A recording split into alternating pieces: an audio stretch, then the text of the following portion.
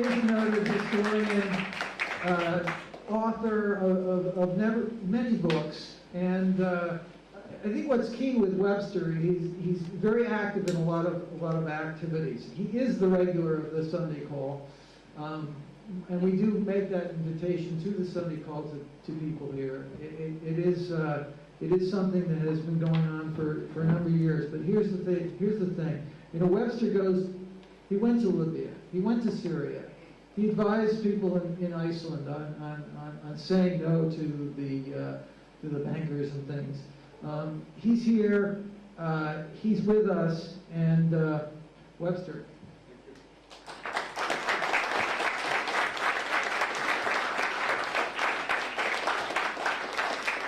Thank you so much. Thank you for your kind applause. Now, since we already heard about book tours, I am on a poor man's book tour. It's going to be the Chinatown bus for me. But let me call your attention to my book, just published in the last week or two, Just Too Weird, Bishop Romney and the Mormon Takeover of America. With polygamy, theocracy, and subversion. And I especially recommend the polygamy chapter, which gets quite interesting. I wrote 2 books against Obama in useful time to try to prevent him from getting the nomination. They didn't listen to me. And now I'm trying to tell the American people, we can't vote without knowing these basic facts about the history of Mormonism, which is a political faction. It's a theocratic political party, or Freemasonry, which somehow masquerades as a religion. Now, I also want to call your attention to this document. This is simply a submission. This is coming from me only, not approved by the UFAA, but it's a kind of a political report on the current situation, and I think everybody here has gotten one. Otherwise, you can get it on the internet. I know it's at tarpley.net, and I think it's also on the UFAA, or it's widely available. Now, I would like to thank Reverend Pinckney, first of all. That was a report from the trenches. That policy of having a dictator come in and run an entire city, and of course it's Benton Harbor, Michigan, Flint, Michigan, Pontiac, Michigan, Ecorse, Michigan, the entire Detroit city school system, and really Detroit as a city is under the gun of the same thing. It is a fascist policy. This is what happened in Germany under Brüning from 1930 to 1932, was emergency management on a national level, austerity dictatorship. This is indeed the model for every city, every town, every county, every state, and for the United States as a whole. Now, I want to, again, thank Reverend Pinckney, who I found that extremely interesting and moving. What we have to do about that is action. If the struggle is left to Benton Harbor alone, if it's Michigan alone, or even if it's the labor movement alone, this will not be enough. We've got to spread it to the other groups in the population and indeed internationally, right? Fascism in Michigan. Now, in the time, and this I hope this is, you get the idea, this is the method of what we're proposing. The United Front Against Austerity wants to intervene. We need to do things. And above all, we've got to link up the otherwise fragmented and isolated struggles into some kind of a common front, powerful as we can make it, with a program. And I would say the following. We want to work between now and the election, not so much concerned about who will win, because whether it's Romney or Obama, the austerity assault will come under either one. But to work between now and Election Day to publicize and secure victory for the 2 ballot questions that are now going to be on the Michigan state ballot. And I think there's a lot to do here, because I have to tell you, when I heard this from Reverend Pinckney about a week ago, I did not know that they had succeeded in this tremendous signature gathering drive. You'll remember there was a lot of attention focused on Wisconsin, but very little on Michigan. There was, as he said, about 250,000 signatures. They are on the ballot.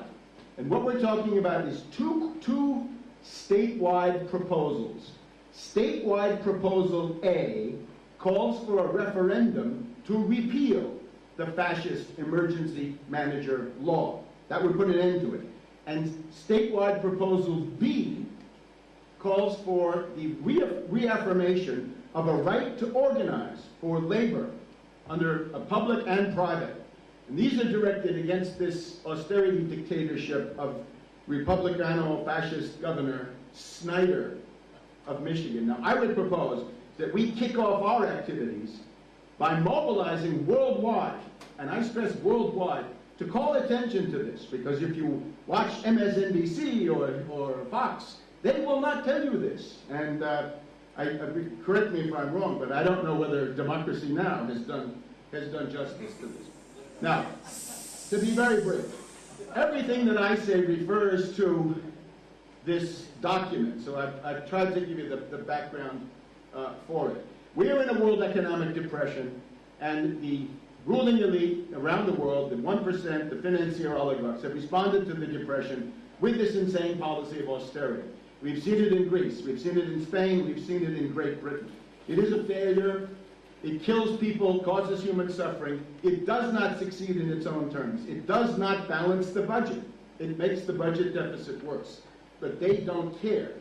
This is now coming to the United States, and it's coming after this election. The election is largely a farce, and the reason they don't talk about what they're going to do is because what they're going to do is flay you alive. Obama is promising a 15% cut in the standard of living, and Romney thinks he can promise more, 25%, but I think the argument from Obama then is, well, but then you'll have some kind of a civil war or large-scale social chaos, so it'll end up costing you more.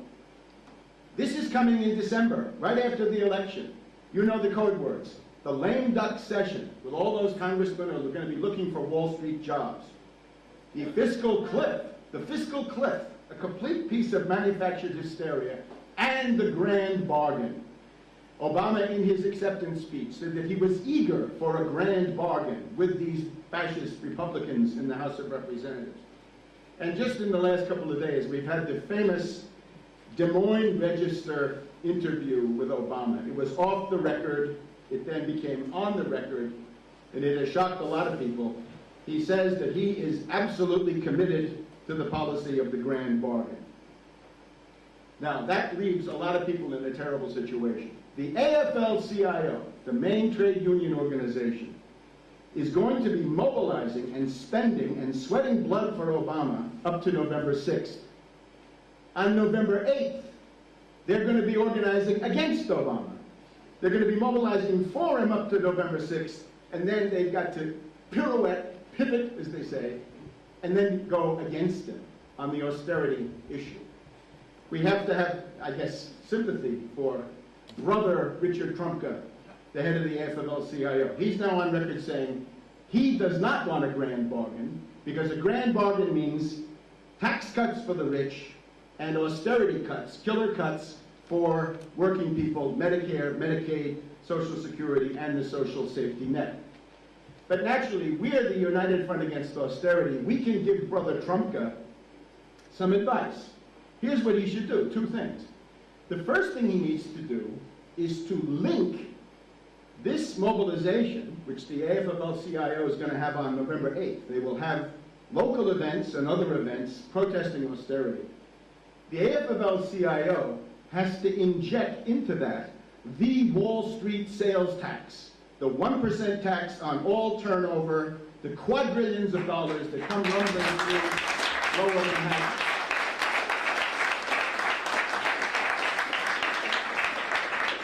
The quadrillions of dollars. Austerity is not necessary. The only reason we have it is because Wall Street pays no tax. Here in the state of New York, there is a Wall Street sales tax. It would provide $20 to $30 billion for the New York State budget, but the Democratic Party and Republican governors, since Governor Hugh Carey, have given it back to Wall Street under extortion that otherwise they'll go to New Jersey. So here's what Brother Trumka needs to do. To say, we reject austerity, there will be no austerity. We're demanding the 1% Wall Street sales tax. We're demanding that that be passed immediately by these lame ducks. Let them pass this, the Wall Street sales tax. And in order to make that stick, we want a general strike. We want a general strike all across the United States, and the platform of the general strike is the Wall Street sales tax.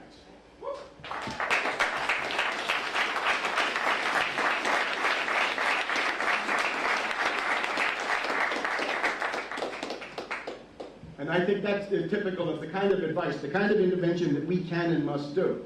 In the case of Benton Harbor, in the case of Michigan, if people want to know, well, if you're proposing to give union rights to the public workers and others, who's going to pay for it?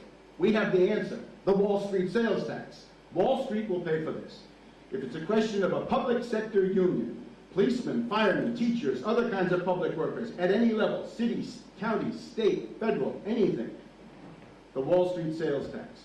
And if it's a question of cutting social services, of putting the axe to Social Security, Medicare, Medicaid, unemployment benefits, child nutrition programs, Head Start, WIC, and so on down the line, the answer is, in every case, the Wall Street sales tax. Now, I propose, we'll talk about this now in the afternoon in the debate, and we're going to have an open debate about this because there are divergent opinions, that the signature demand, the leading edge of our agitation ought to be the Wall Street sales tax. There are competing proposals. Some people say Glass-Steagall. Glass-Steagall is a fine thing, but Glass-Steagall is a process reform. When you're dealing with working people, you're dealing with people who need immediate assistance. They have life and death problems of education, health, paying the rent, buying food. Glass-Steagall proposes to divide the investment bank from the commercial bank from the insurance company. It's essential, it's a fine thing, but it's a process reform. It's rather in the category of campaign finance reform, a very good thing, essential, but somehow not connected to the immediate existential predicament of a lot of people. Now, in terms of organizing then the recovery, or maybe just one before that, in addition to the Glass-Steagall being replaced by the Wall Street sales tax, I propose, the following points. The most basic anti-austerity demand is no cuts. No cuts, no firings, no layoffs. No tax increases on working people. No user fees. No cuts in social services. No cuts in the social safety net. That's what austerity is. We're against it in every case.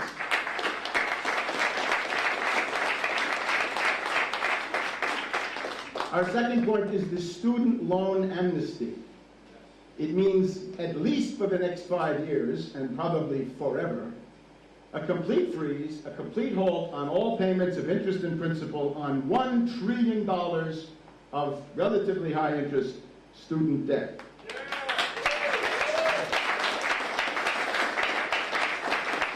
This could be done by executive order, and it's very clear. I can show you how.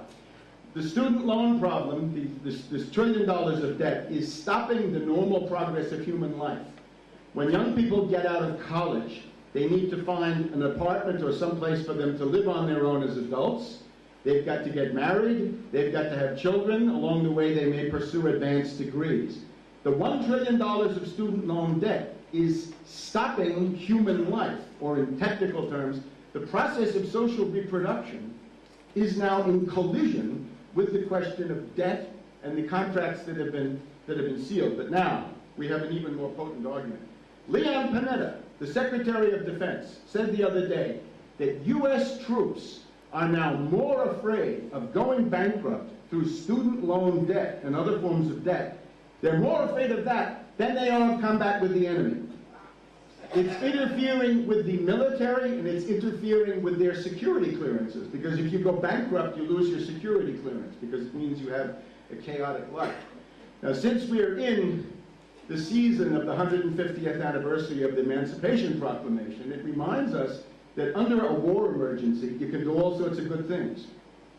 And in this case, it would be possible simply to issue an executive order saying, under the argument that even a Republican would have a hard time refuting, we're freezing all student loan debt payments for 5 years, and then we'll talk about it, but don't hold your breath. It would be a way the zombie bankers down the street could say thank you to the younger generation for the fact that they were bailed out under the tarp and with $27 trillion of Federal Reserve funds.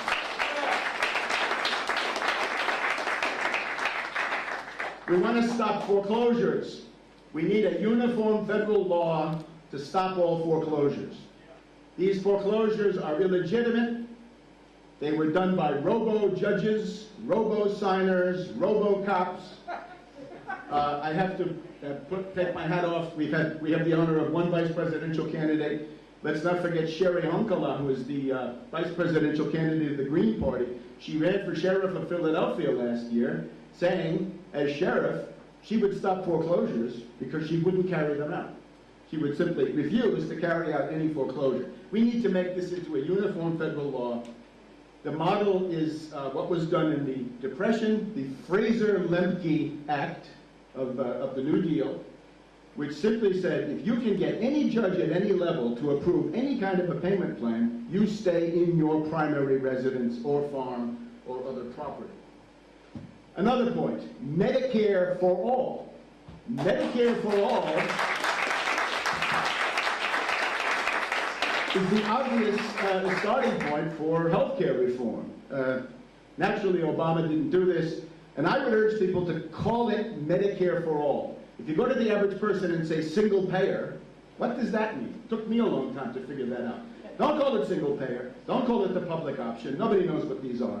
Medicare for all taps into the tremendous goodwill felt by many families to Medicare, the most successful federal program really of all time in lowering the morbidity and mortality rates of people over 65. So, and the bill is one sentence. It simply says, remove the age 65 from the Medicare law, and it's done.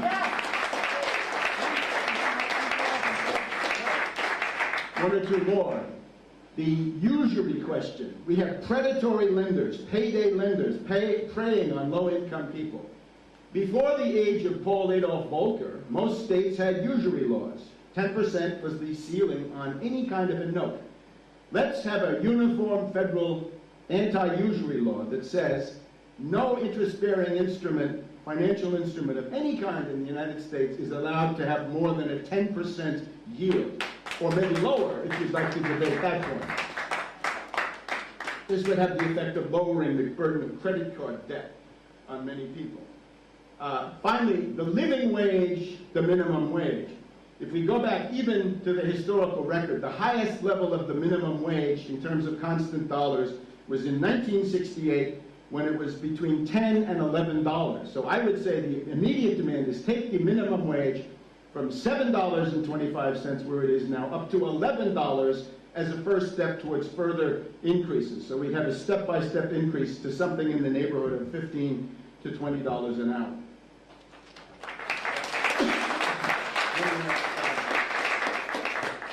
One last point now, or actually two. The question of the recovery is, I think, the heart of the entire matter. Now, we have Paul Krugman and other Keynesians who say, simply have an on-federal budget jobs program. And I would say this is not the best way to do it. The federal budget is going to be in demand because of these social safety net proposals that we're making. Rather, we have to look at the Federal Reserve. The Federal Reserve has got to be nationalized, seized, federalized, deprivatized. You call it what you want. We want that credit-creating power to organize a recovery. The zombie banks can never do it. The zombie banks down the street are bankrupt, derelict entities themselves. They're choked with bankrupt derivatives. Rather, what we need is to seize control of that and start putting out a credit stimulus, is the name for it. Call it an infrastructure window, a Main Street window, 0% federal credit with maturities up to 100 years, the century bond, in order to allow the states to build the entire interstate highway system, including bridges, rebuilt, the entire rail network, passenger, freight, and commuter, rebuilt. We've got to rebuild the entire electrical grid, production and distribution. We've got to rebuild the canals, water systems, and ports. How long since we built a new port? Other countries are building them.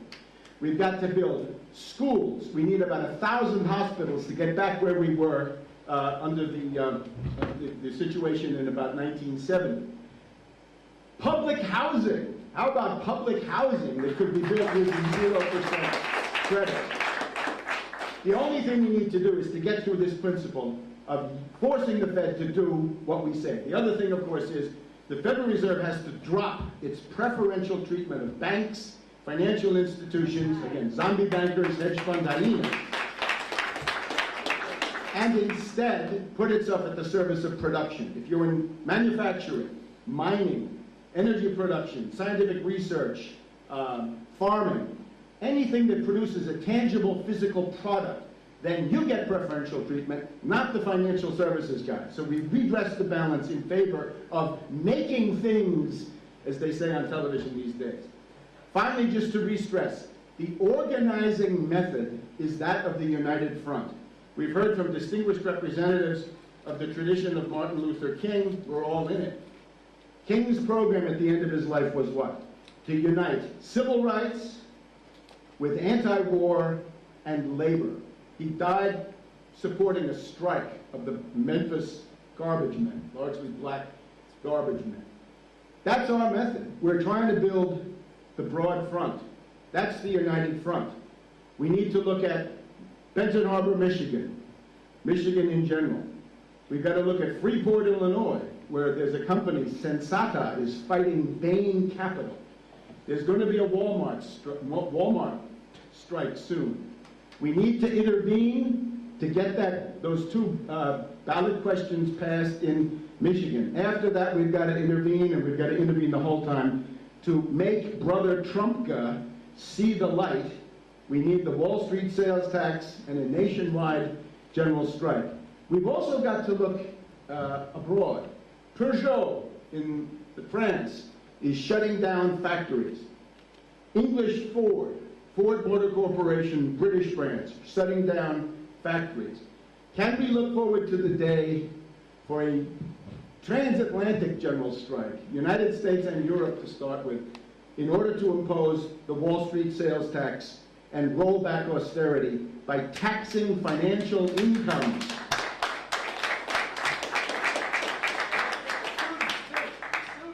And students, yeah, sure. Well, of course, the general strike means everybody. General strike, by the way, means everybody in the entire society. Unemployed, employed, unionized, non-unionized, every minority, every group, every organization that there is. Now, in the afternoon, I hope we can develop a real programmatic discussion. The time for protest is over. Occupy Wall Street had positive results for a while, but ultimately it has left us with not much at the end of the year. If you look at the Tea Party, they put 80 members into the House of Representatives and 6 senators. I'm looking in vain for something similar coming out of Occupy Wall Street.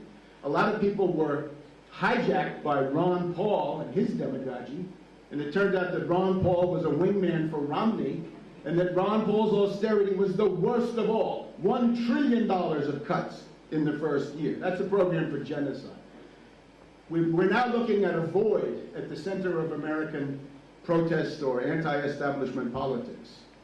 There's nothing left. A lot of the movements that had existed had been essentially swept away by Obama, and now with Obama receding, there is now this empty space, which I think it is our task to fill. So we urge people to get in touch with us. Get in touch with the United Front Against Austerity.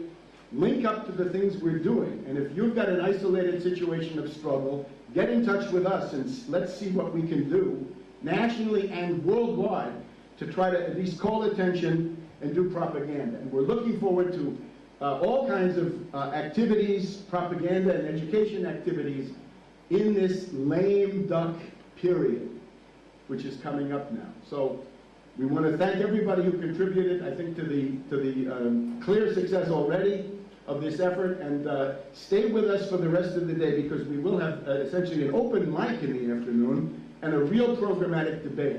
So thank you very much.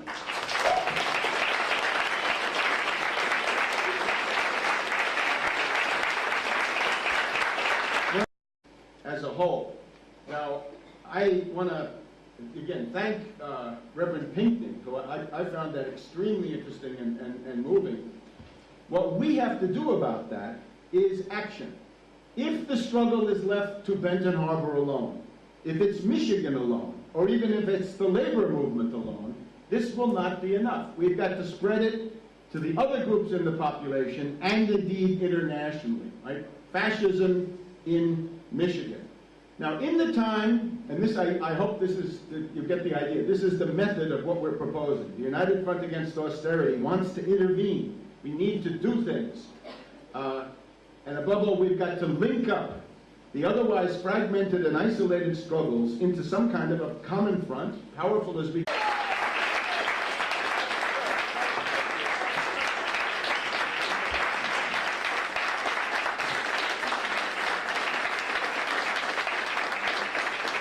Webster is a noted historian, author of many books, and I think what's key with Webster, he's very active in a lot of activities. He is the regular of the Sunday call, and we do make that invitation to the Sunday call to people here. It is something that has been going on for a number of years. But here's the thing. You know, Webster he went to Libya. He went to Syria. He advised people in Iceland on saying no to the bankers and things. Quite interesting. I wrote 2 books against Obama in useful time to try to prevent him from getting the nomination. They didn't listen to me. And now I'm trying to tell the American people, you can't vote without knowing these basic facts about the history of Mormonism, which is a political faction. It's a theocratic political party, or Freemasonry, which somehow masquerades as a religion. Now, I also want to call your attention to this document. This is simply a submission. This is coming from me only, not approved by the UFAA, but it's a kind of a political report on the current situation, and I think everybody here has gotten one. Otherwise, you can get it on the internet. I know it's at tarpley.net, and I think it's also on the US. He's here. He's with us, and Webster.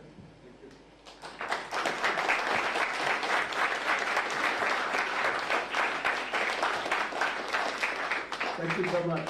Thank you for your kind applause.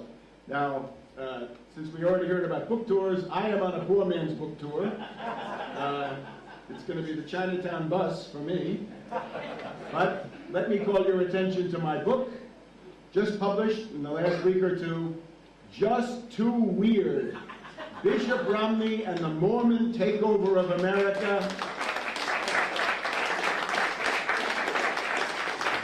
With polygamy, theocracy, and subversion. And I especially recommend the polygamy chapter, which gets UFAA or it's widely available. Now, I would like to thank Reverend Pinckney, first of all. That was a report from the trenches. That policy of having a dictator come in and run an entire city, and of course it's Benton Harbor, Michigan, Flint, Michigan, Pontiac, Michigan, Ecorse, Michigan, the entire Detroit city school system, and really Detroit as a city is under the gun of the same thing. It is a fascist policy. This is what happened in Germany under Brüning from 1930 to 1932, was emergency management on a national level, austerity dictatorship. This is indeed the model for every city, every town, every county, every state, and for the United States